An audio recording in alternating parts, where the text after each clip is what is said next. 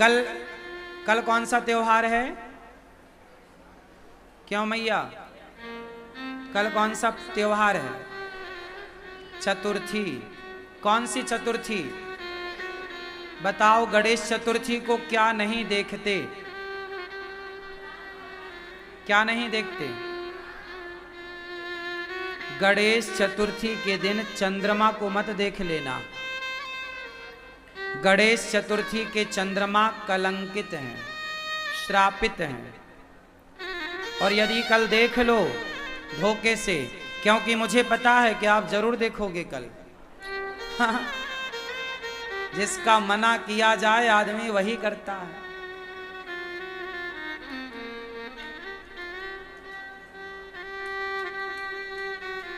यदि आप धोखे से देख लें तो एक छोटा उपाय कर लीजिएगा। एक छोटा सा पत्थर उठाकर चांद की तरफ यूं फेंक दीजिएगा, तो वह पाप जो लगता है वह प्रायश्चित हो जाता है। या फिर चांद को, गणेश चतुर्थी के चंद्रमा को क्यों नहीं देखते, इसकी कथा है। कहो तो मैं सुना दूं 2 मिनट में। एक बार शंकर जी ने मीटिंग रखी सबकी, सब आओ, सब देवताओं को कैलाश बुलाया। तो गणेश जी कैलाश की तरफ जब चले तो चूहे पर चढ़कर चले, तो वो चूहा चढ़ाई चढ़ने लगा तो गणेश जी गिर गए। पीछे चंद्रमा खड़े हंसने लगे, ओहो गणेश जी गिर गए। तो गणेश जी ने श्राप दे दिया कि तुमने हमें उठाया नहीं, हमारी मदद नहीं की। हंसने लगे, बड़ा घमंड है तुम्हें अपनी सुंदरता पर। जाओ, श्राप देता हूं, आज से तुम्हें जो देखेगा कलंकित हो जाएगा, कलंक लगेगा उसको, झूठा। चंद्रमा चरणों में गिर पड़े, महाराज क्षमा। अच्छा कोई बात नहीं।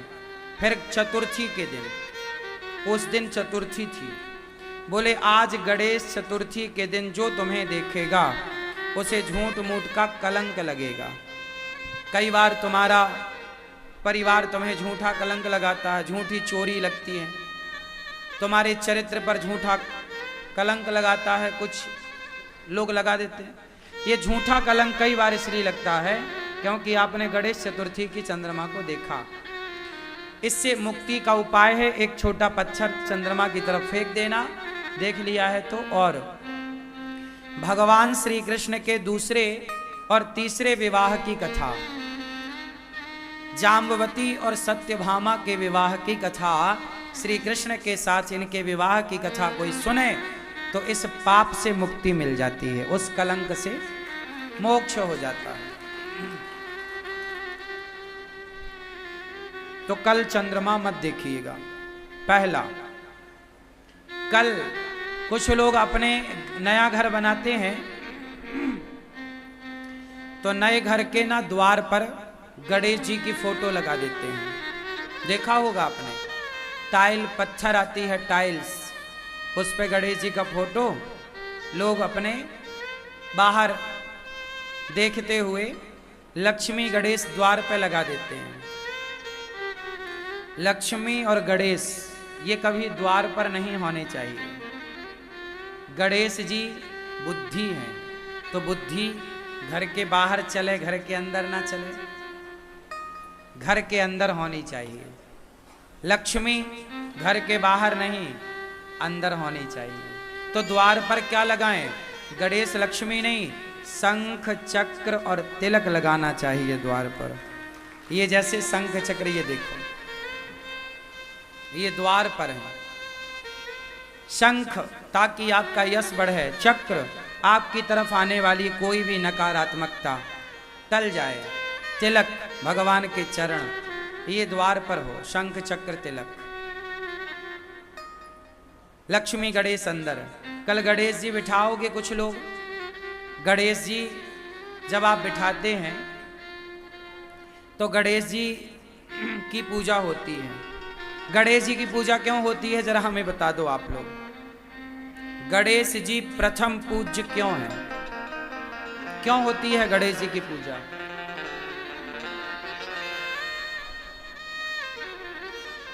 हाँ आप बताओ भैया। नहीं, कुछ नहीं बताओगे? कसम खा के आए हो, कुछ नहीं बताओगे? भैया बताओ, गणेश जी की पूजा क्यों होती है प्रथम? हाँ, आप बैठे बैठे।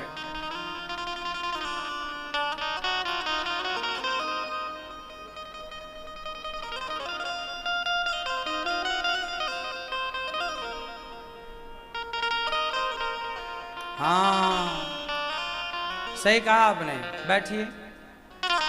बोलो आप, पी ले भैया। एक बार भगवान शंकर जी ने, माता पार्वती ने, सभी देवताओं ने कहा कि पृथ्वी की परिक्रमा जो सबसे पहले करेगा संपूर्ण, वह पहला बुद्धिमान कहलाएगा।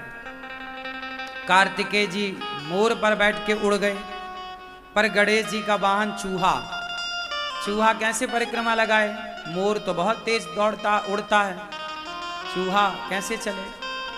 तो गणेश जी ने अपने माता पिता की परिक्रमा लगाई, और जब परिक्रमा लगाई तो कार्तिकेय जी सब परिक्रमा लगा के आए और हंसने लगे कि देख तू तो गया ही नहीं। तब शंकर पार्वती ने कहा कि इसने तो पृथ्वी की परिक्रमा 4 बार की, 4 परिक्रमा। कार्तिकेय जी बोले मैं 1 बार करके आया, इसने 4 बार कैसे कर ली? बोले माता पिता में ही संपूर्ण विश्व समाया हुआ होता है, क्योंकि माता पिता से ही ये संसार का जन्म हुआ है हम सबका। तो माँ बाप की एक परिक्रमा लगा देने से संपूर्ण पृथ्वी, संपूर्ण तीर्थों की परिक्रमा लगाने का फल प्राप्त हो जाता है। तब से गणेश जी को प्रथम पूज्य और बुद्धिमान माना गया।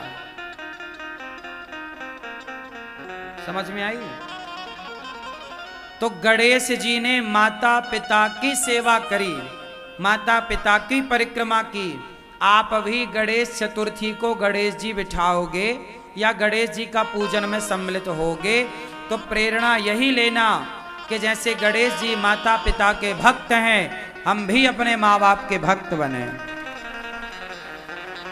हम भी अपने बड़ों का सम्मान करें, हमारे बच्चे भी माँ बाप के भक्त बने, हम सब अपने बड़ों का, बुजुर्गों का खूब खूब आदर करें, सम्मान करें। तो इसलिए गणेश जी की प्रथम पूजा होती है। ठीक है? गणेश जी का वाहन क्या है? चूहा क्यों है? आप बताओ, गणेश जी का वाहन चूहा क्यों? हाँ, बैठे बैठे, खड़े नहीं होने, बोलो।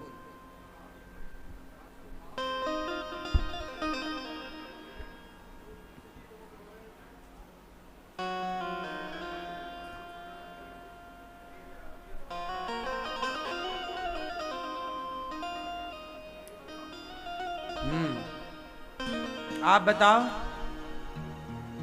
चूहा पे क्यों बैठते हैं गणेश जी? क्योंकि गणेश जी हैं बुद्धि के देवता। किसके? बुद्धि है ना। गणेश जी मतलब बुद्धि, गणेश मतलब, गणेश मतलब बुद्धि। लोग कहते हैं भाई बड़ा बुद्धिमान है, तो गणेश जी मतलब बुद्धि। गणेश जी बुद्धि के प्रतीक हैं, देवता हैं। और चूहा कुतरता रहता है, चूहा तर्क का प्रतीक है। तर्क, तर्क समझते हैं?